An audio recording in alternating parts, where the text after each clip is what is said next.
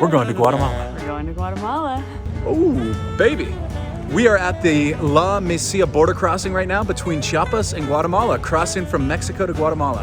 We got stamped out of Mexico maybe 10 minutes ago. We're in no man's land right now. It's a little bit different than the last time we were here a few years ago. Who knows what's gonna happen? Well, the main difference I noticed is that there's a sanitation tent right here, and you need to have your negative COVID test results within a 72-hour window. So we got those 2 days ago, so we're good on that. You go into the tent, show them your paperwork, and that should be your golden ticket to cross from Mexico into Guatemala. As an American citizen with a US passport, you have 90 days in Guatemala. We'll be here a little less than that, but yeah, and then we can go right back into Mexico for 180 days. Coming from the San Diego-Tijuana border, where there's facial recognition cameras and all kinds of agents and surveillance and whatnot, and then experiencing this type of border, it's just like a ramshackle, dusty border town that one might dream up if you were in some kind of a Gabriel Garcia Marquez novel. So part of why I like to document this kind of stuff is because I want to see how it holds up over time. If I come back to this border crossing a decade from now, maybe it will still be full of chicken buses. And did you just see the man walk across the border carrying a bathtub? Did you see him? No, but let's find out where he's going with that. I haven't had a bath in a while. Oh. Needless to say, the hoopla surrounding crossing borders during COVID is alive and intact here on the southern border of Mexico. Probably not as intense as the biosecurity state that you might encounter if you're crossing into, let's say, Hong Kong, or for that matter, Los Angeles. Given that we were here 3 years ago and there were donkey carts and there were watermelon vendors and all kinds of, it looked like the scenes out of Aladdin when he's running through the bazaar. One jump ahead of the law, man. That's all, and that's no joke. These guys don't appreciate I'm broke. That's what this border crossing looked like. Now they've actually got cones and they've got some measure of social distancing going on. And it's nice to see them keeping up with the rest of the governments around the world. Whew. So next up, we go through the actual migration part of immigration, which is the same as it was a few years ago. You just have to make sure that you have your completed health form, which you get from the tent right here, that basically checks you and says you're in the clear to enter the beautiful country of Guatemala. Whew. Okay, so we are through immigration, and there's a couple of ways that you can book transport to Guatemala. Of course, if you have a private vehicle, that's one fine way to do it. You can also take chicken buses in the local parlance, and there's 4 different buses that you need to take. In our case, we booked a private shuttle. There's about 8 of us, 7 and a small young man, and you take one shuttle from your point A to the border, and then you cross the border, and then you hop in another shuttle that takes you from here on the border of La Mesilla all the way to Lake Atitlan. So that's the move.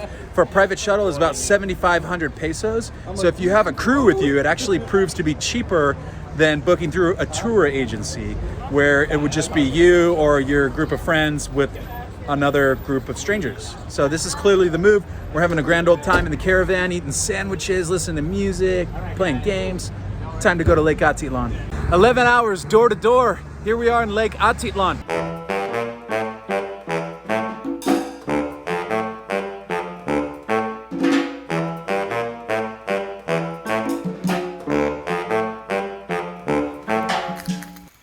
While we were in Guatemala, the Mexican government announced a closure of its southern border. Now, given the fluid and dynamic situation with COVID globally and transiting across borders, one is never sure what to believe. There was a prolific media release that made the rounds that said they're not allowing any non-essential travel across borders into Mexico. As is so often the case in Mexico, the map is never the territory. The situation on the ground at the La Mesilla border was completely different than all of the rhetoric that's being trumpeted in the media. We were running through all kinds of different scenarios in our mind, like, are we gonna get stuck here? Are we gonna have to live in Antigua as exiles and refugees?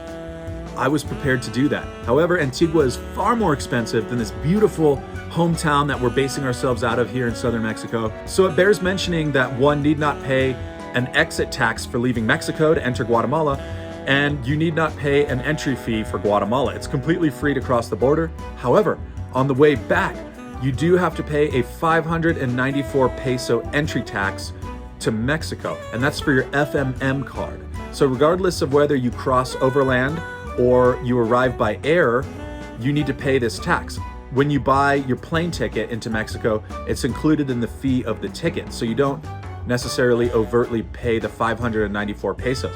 In our situation, we were crossing from Guatemala into Mexico, so we had to make a separate stop and pay our 594 peso entry fee. With everything in Mexico and in Latin America, the map is never the territory. So even at the border crossing, there's a tremendous amount of misinformation that circulates throughout the travelers and backpackers and people crossing. People telling you, no, you don't have to pay the 594 peso fee. No, you don't need an FMM card. Blah, blah, blah. I'm making this video to show you the situation as it exists in reality in April 2021. It's extremely up to date. Yes, the borders are open, regardless of what you read about, regardless of what other people are saying. It's business as usual. And yes, you need to have proof of a negative COVID test result, an antigen or a PCR test within 72 hours of crossing. Yes, you do need to have a valid passport with at least 6 months remaining in validity, and you need to check off all these boxes. It's pretty simple, pretty straightforward. If you do those things, you will have no issue crossing, regardless of what you've heard circulating and rumors and this and that. We just did it. We've talked to several other people who have done it extremely recently. There's a huge difference between the boots on the ground and the situation on the ground at the border crossings in southern Mexico and the rhetoric that's being parroted by Mexico City and by the federal government. So don't get it twisted. You're welcome to cross. They will issue you a 180-day visa. And hit us up with any comments if you have any more questions related to what we're presenting here. Good luck with your travels. Buen viaje.